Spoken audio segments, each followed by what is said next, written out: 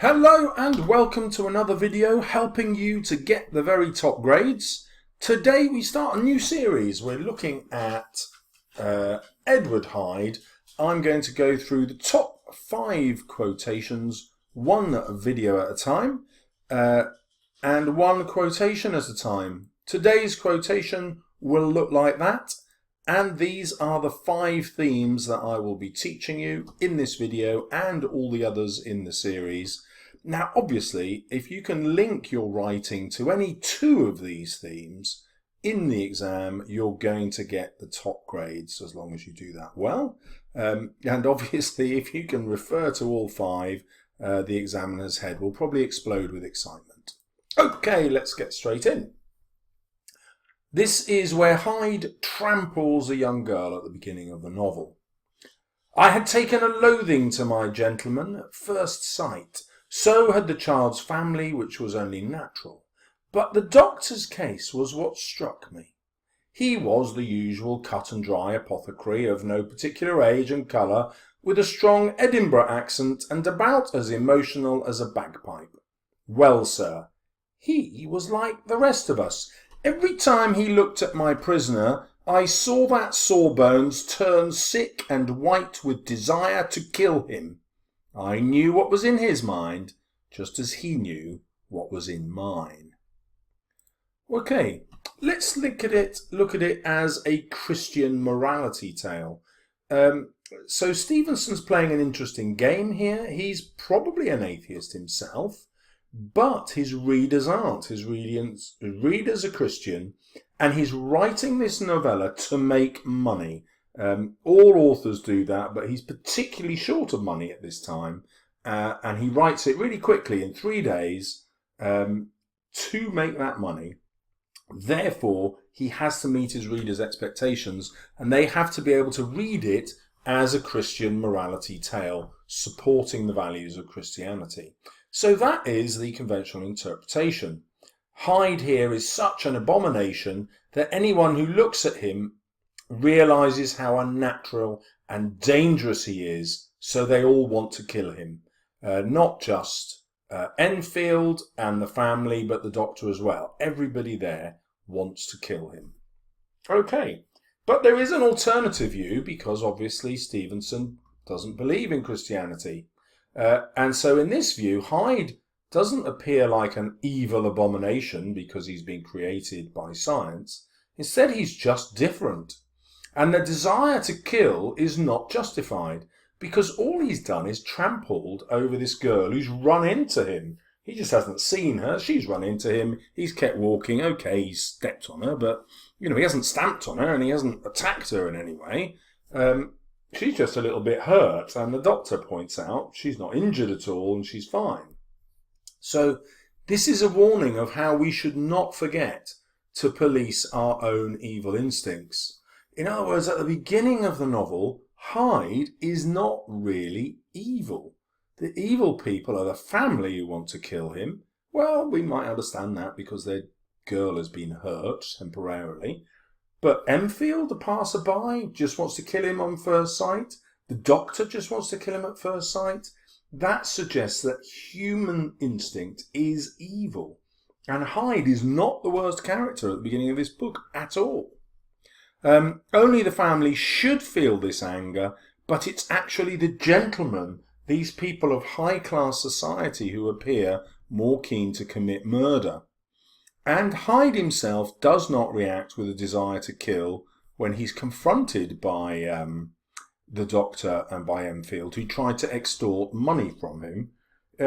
So is Stevenson saying, actually, okay, I'm going to create this evil character who looks like the embodiment of evil, and therefore will show what's wrong in society if people don't stick to Christian values?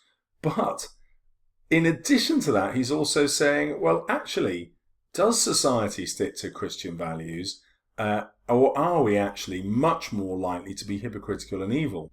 Okay, well, next we have the fear of scientific progress. The rate of advancement in science in the Victorian era was tremendous. But what it did is started to disprove the idea of God. Dinosaur bones started to get discovered, which suggested the Earth was much, much older than the 6,500 years that the Bible predicted.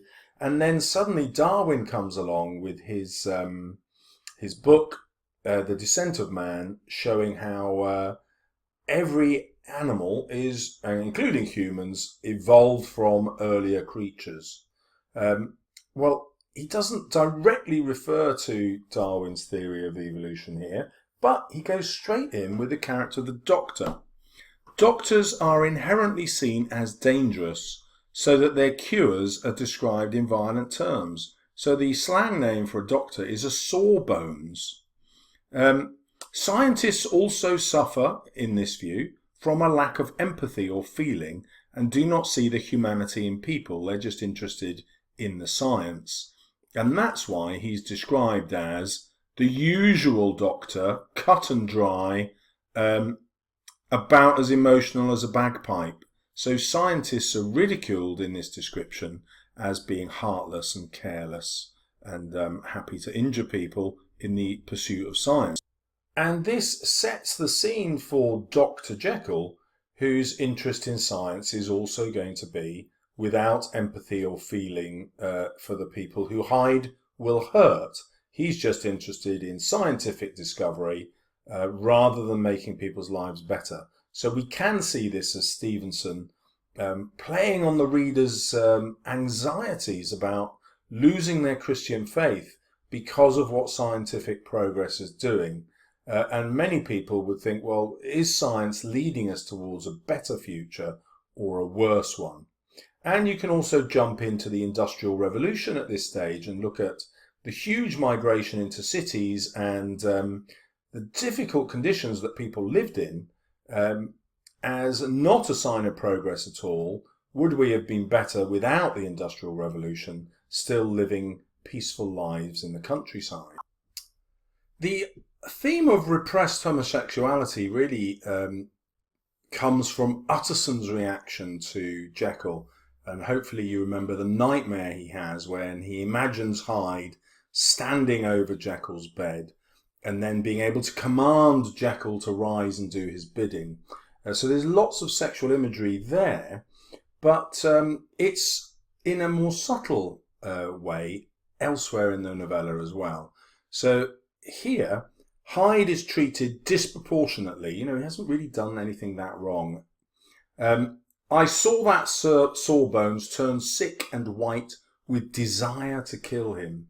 And this uses the language of desire deliberately.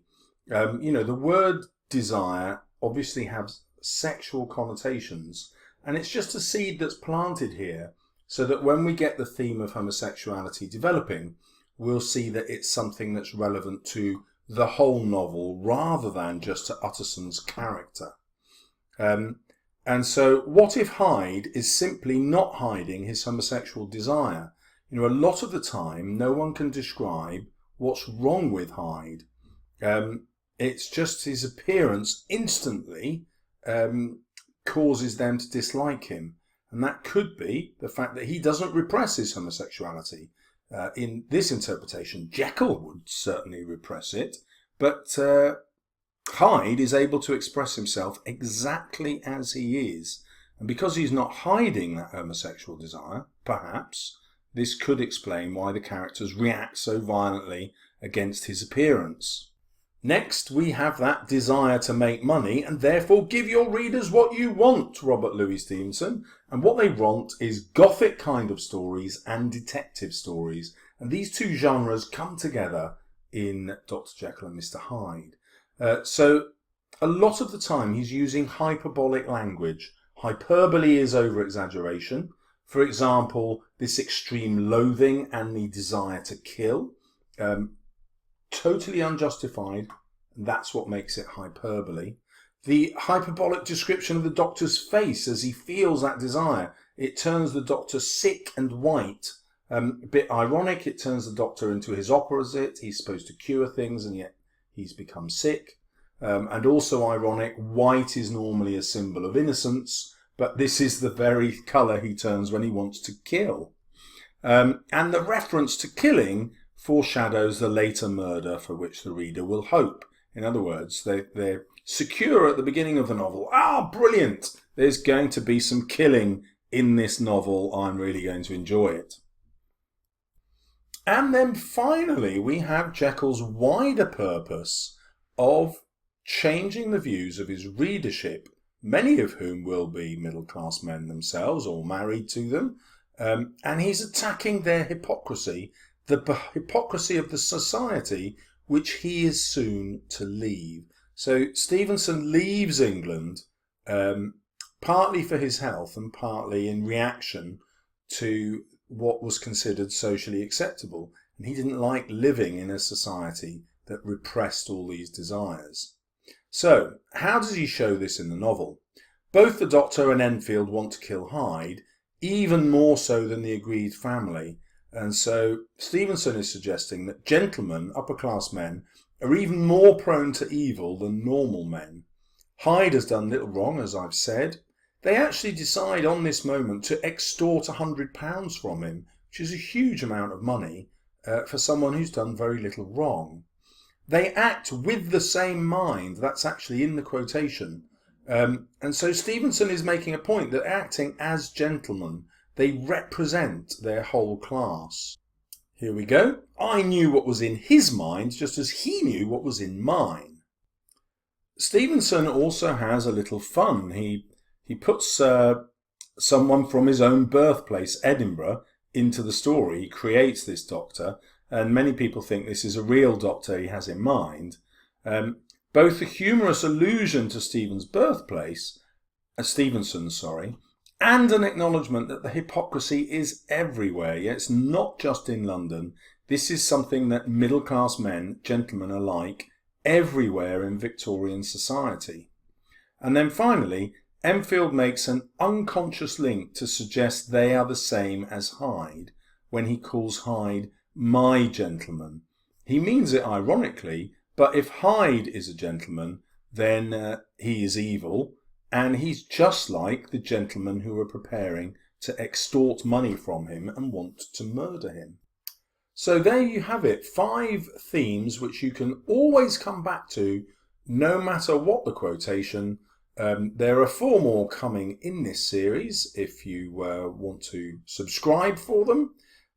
And welcome if you're here for the first time. Thank you very much for watching. Subscribing will be super useful for you because I shall be releasing loads of videos to help you get the very top grades. Thank you very much and goodbye.